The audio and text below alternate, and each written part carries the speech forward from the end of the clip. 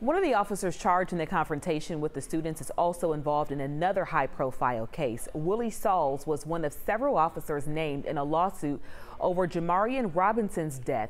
Robinson was killed in 2016 when he was shot 59 times. A US Marshal task force tried to serve arrest warrants. The case is still unresolved, with lawsuits pending. According to GBI, Saul never fired a weapon, but he was there with officers and helped secure the scene after the gunfire. Our Reveal investigators have been following this case for months, and you can see our interviews with Robinson's family and the DA on 11alive.com.